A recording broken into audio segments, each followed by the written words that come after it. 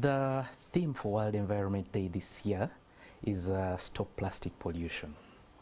World Environment Day was started in 1972 by the UN Environment Assembly for the main reason to generate awareness about pertinent environment issues. Every year there is a theme that is selected, and then that theme is what countries and signatories and participants focus on. Okay, so the World Environment Day this year is focusing on plastic pollution, on the fact that we need to stop plastic pollution. We need to raise awareness about the threats that plastic pollution is causing to our environment, to us as a human race, to the wildlife, to flora and fauna, and many others.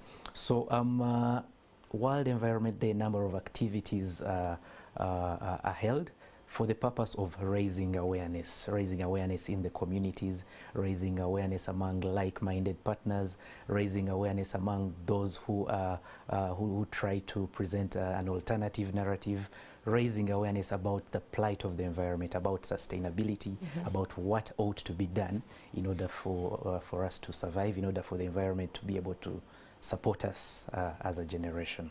Yes. All right, so that's very generic, looking at world over. When it comes to Uganda here, what's plastic pollution standing at in terms of statistics?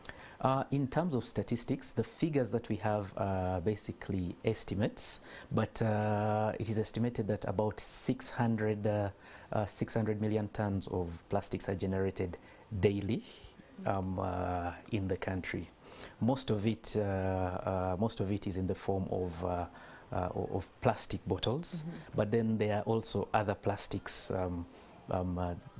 that we use in our day-to-day. Actually, give us a breakdown of plastics, because when people hear plastics, they only understand it from the bottles, mineral water bottles, medical hubs that come in those plastic bottles. What are the forms of plastics that we recognize here in Uganda?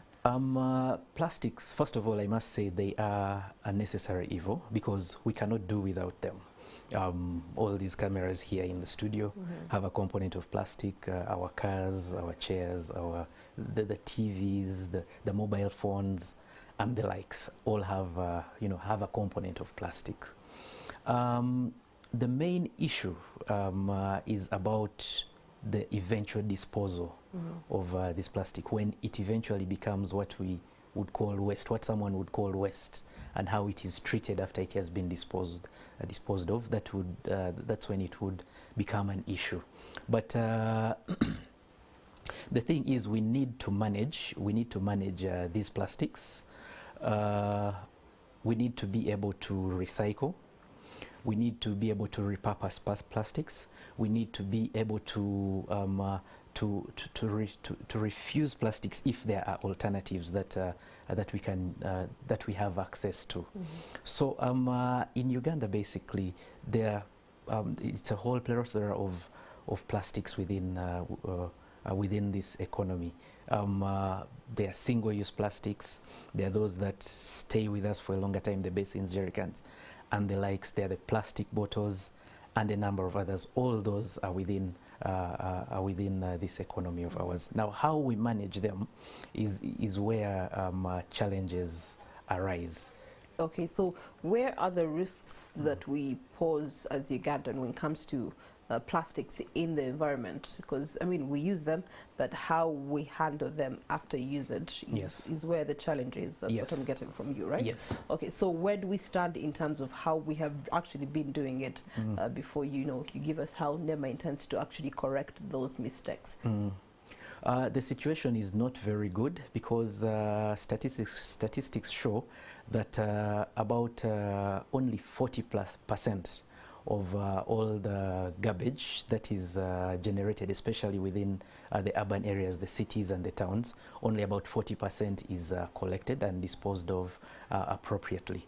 Now, that 40% includes all the other garbage, including biodegradable, non-biodegradable, domestic waste. We don't have a proper waste management regime in this country, especially in the urban centers, well, across the country generally. Now, Much of that waste contains plastic, okay? So because not all the waste is collected and disposed of appropriately, plastic is included in that general percentage of what is collected and what is not collected. So 40% is what is collected and managed by the urban authorities. The 60% of the waste is not managed appropriately. That 60% of the waste, that includes plastics, is what ends up in our drainage channels, in our lakes and rivers, in our soils, and because of that component of plastic that is, that ends up in the environment, there are impacts that we are experiencing. Things like blockage of drainage channels leading to the flooding that we are seeing,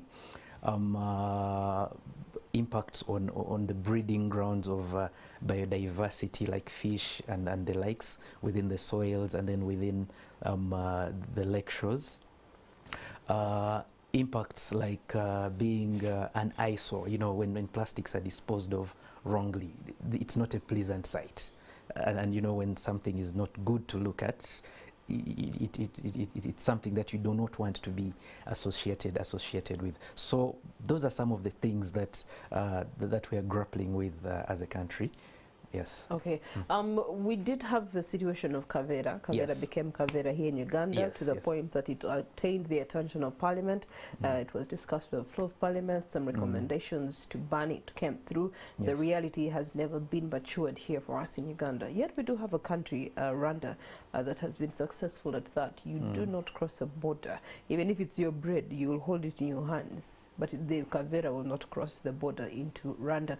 So what has made that difference for them that they've been able to succeed at banning such plastics? And then for us here in Uganda, we're still continuously failing at banning things like Kavera. Well, I will speak about Uganda because this is my country and not Rwanda. But as National Environment Management Authority, as NEMA, it has always been our intention to have a ban on single-use plastics, what we normally call Kavera. In fact, in the National Environment Act, our intention initially was to have a total ban on single-use plastics, and that was in the initial proposal. Okay, but we are an entity that operates within the law. Okay, and we follow the due process in order to have our laws, the laws that we follow, either passed or become law, from bill to law. So during the time of drafting the bill, we had proposed a total ban on single-use plastics.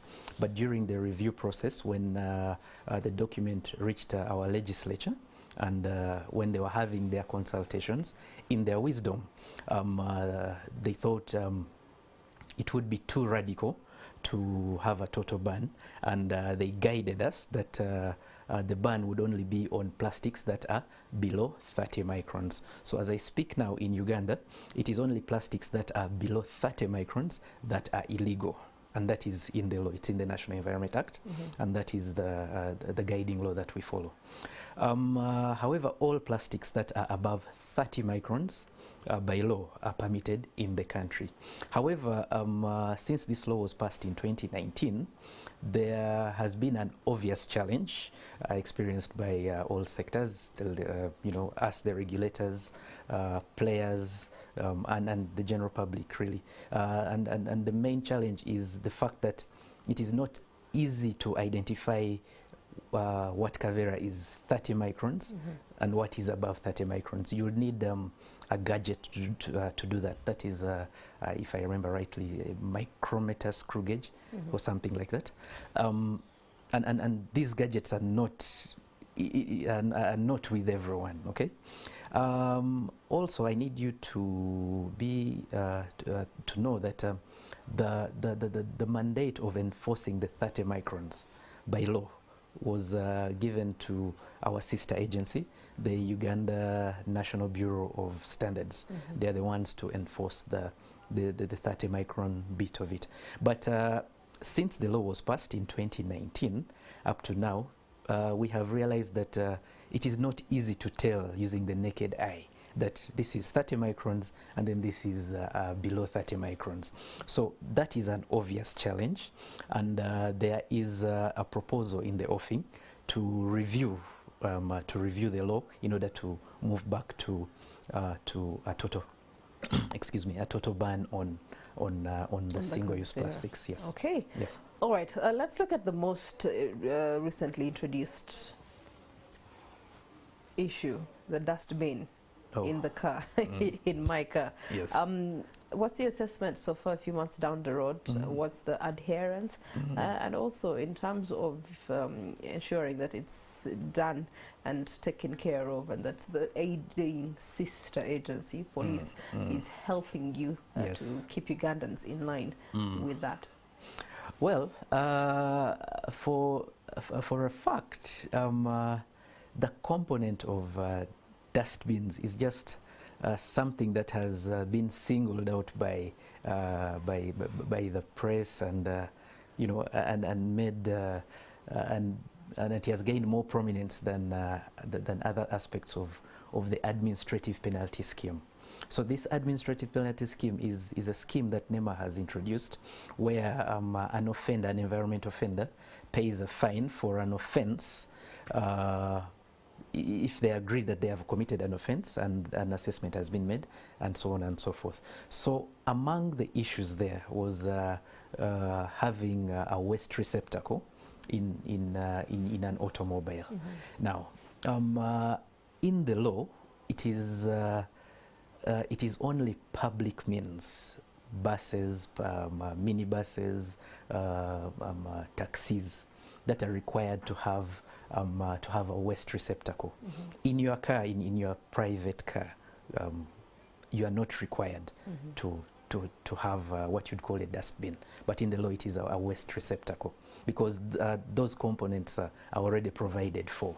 But in public means, in a bus, in a coaster, in a taxi, it is a requirement that you have to have a waste receptacle, for the simple reason that if you're going on a journey, be it for 30 minutes or 1 hour, a long journey, if you're moving from let's say Kampala to Mbale or Kampala to wherever you're going, you will need to eat, to have a bite.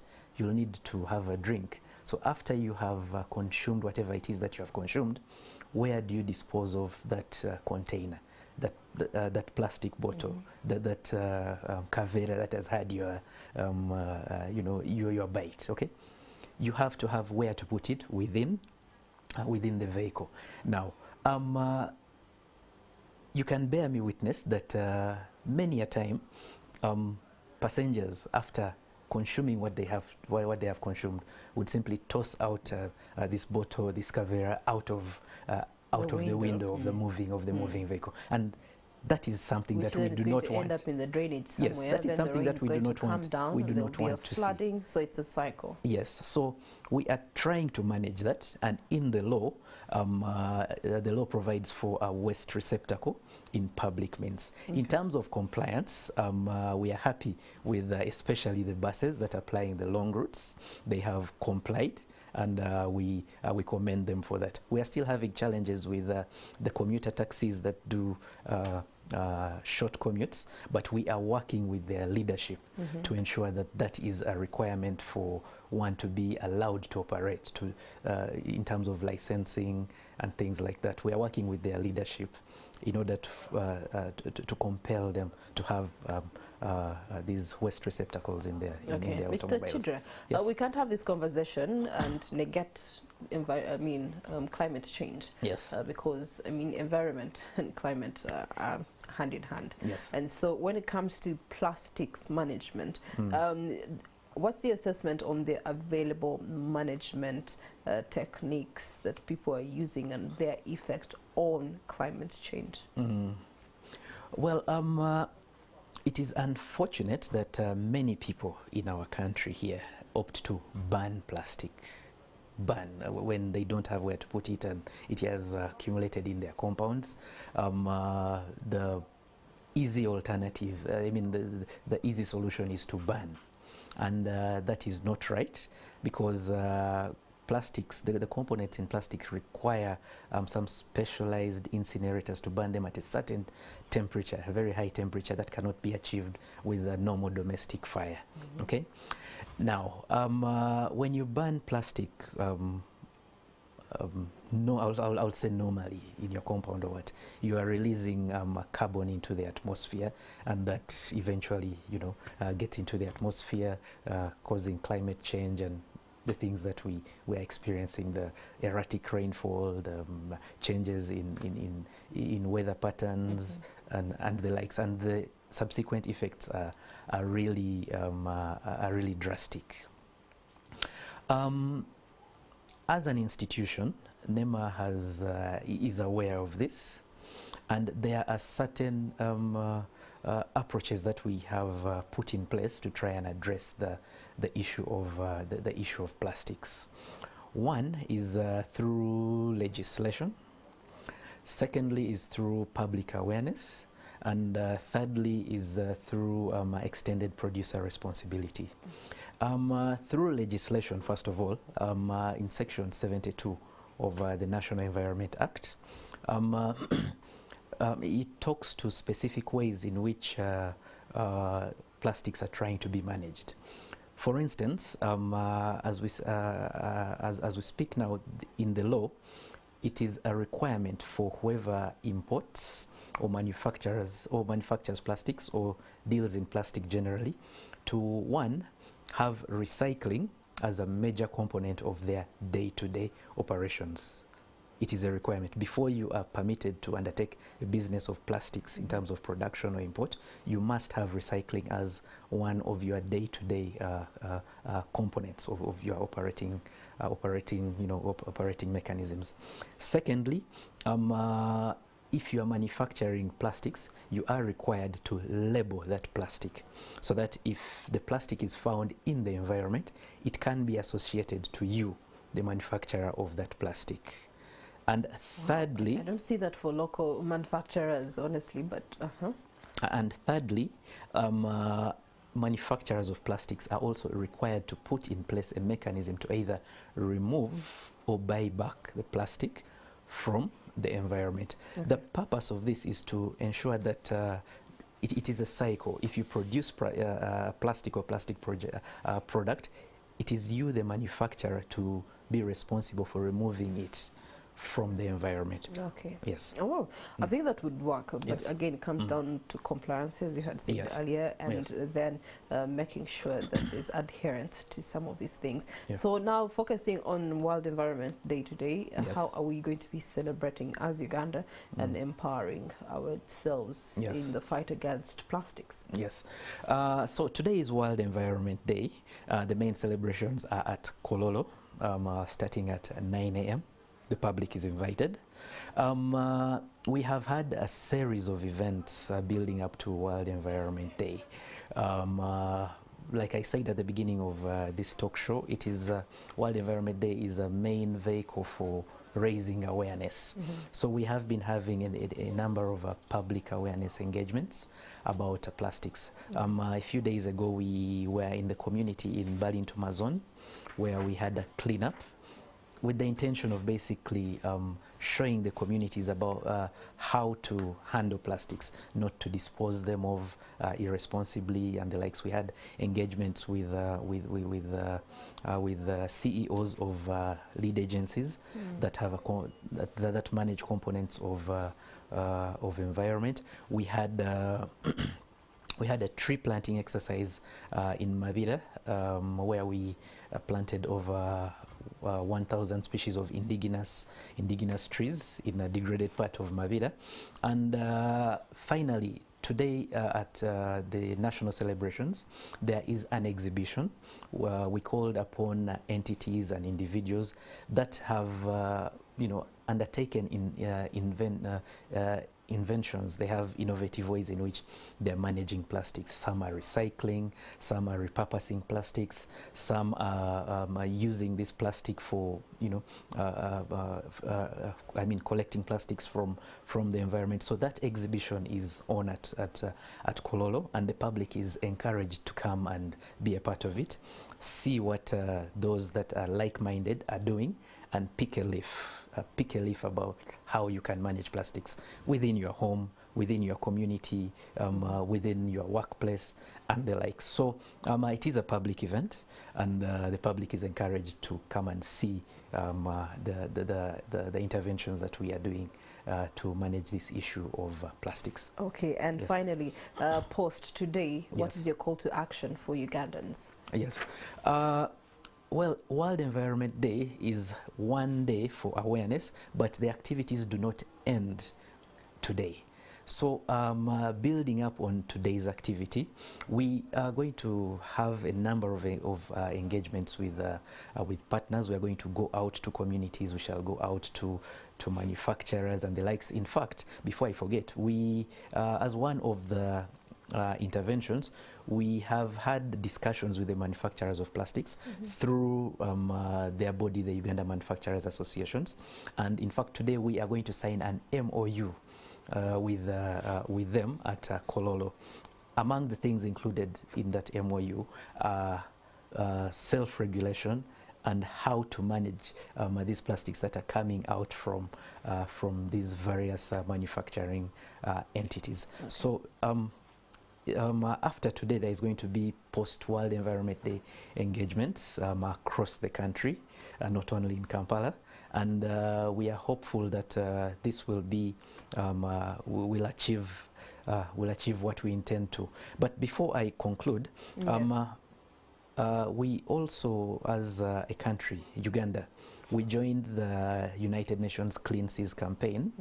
And one of the outputs of that is a national strategy on plastic circularity, which is in the final stages of approval. Okay. So once that has been approved, we shall now move on to implementing what is inside there. Well, thank you so much, Mr. Achidria, for that enlightening information, and we're looking forward to Uganda having a better stance when it comes to plastics pollution here in Uganda.